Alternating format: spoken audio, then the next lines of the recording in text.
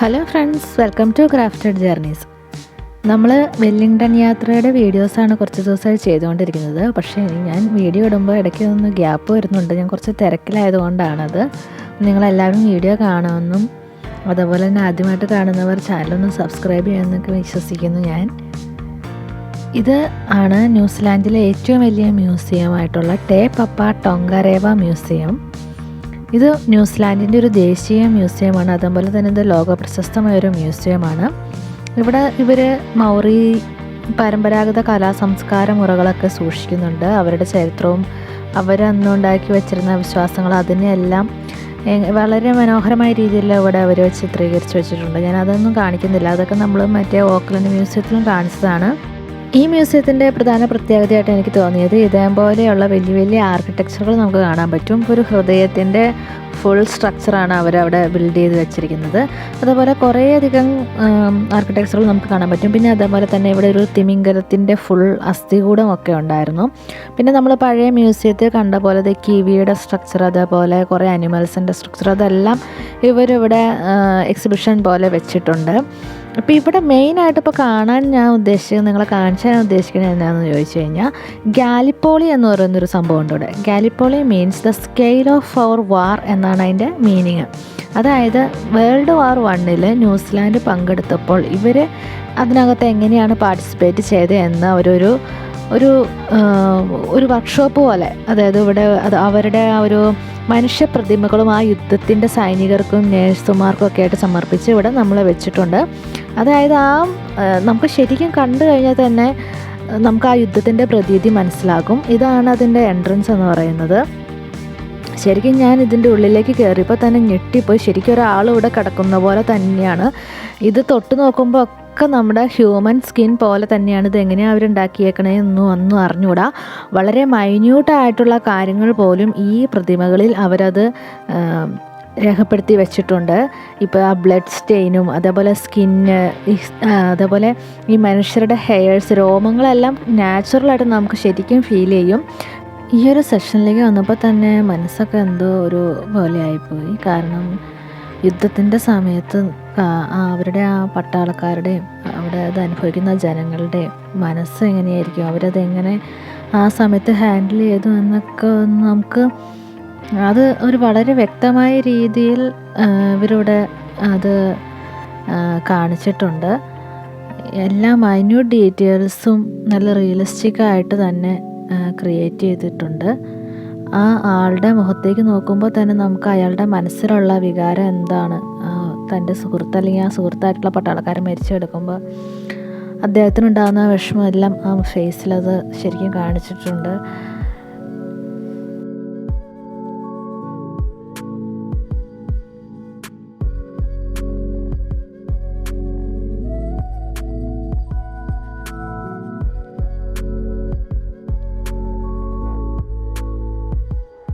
യുദ്ധത്തിൻ്റെ സമയത്ത് ഉപയോഗിച്ച യൂണിഫോമുകളും അതുപോലെ ആയുധങ്ങൾ, കത്തുകൾ, വ്യക്തിപരമായ അവരുടെ പേഴ്സണൽ ബിലോങ്ങിങ്സ്, അങ്ങനെ കുറേ സാധനങ്ങൾ ഇവിടെയുണ്ട്.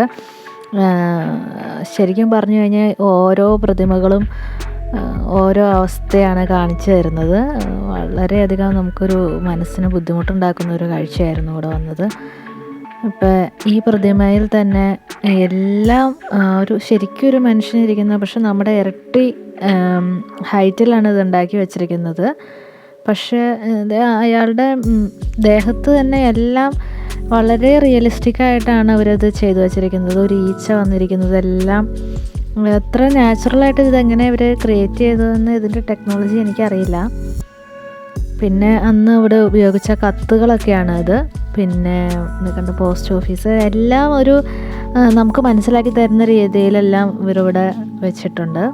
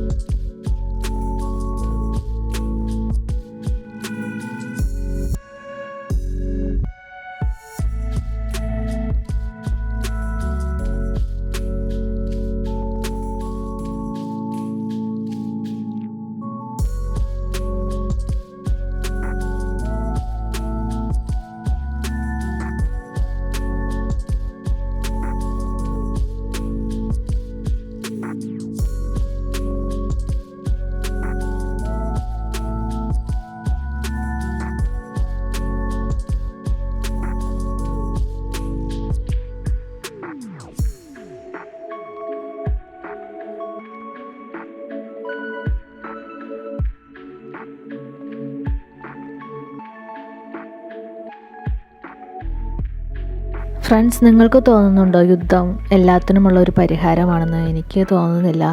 സത്യത്തിൽ യുദ്ധത്തിലൂടെ പുതിയ പ്രശ്നങ്ങൾ ഉടലെടുക്കുകയാണെന്നാണ് തോന്നുന്നത്. ഒരുപാട് മനുഷ്യജീവനുകൾ ഇതുപോലെ നഷ്ടപ്പെടുന്നു, നമ്മുടെ പ്രകൃതി നശിക്കുന്നു, അങ്ങനെയെല്ലാം. അപ്പോൾ ഈ വീഡിയോ ഇവിടെ അവസാനിക്കുകയാണ്. വീഡിയോ ഇഷ്ടപ്പെട്ടെങ്കിൽ ലൈക്ക് ചെയ്യുക. Thank you for watching.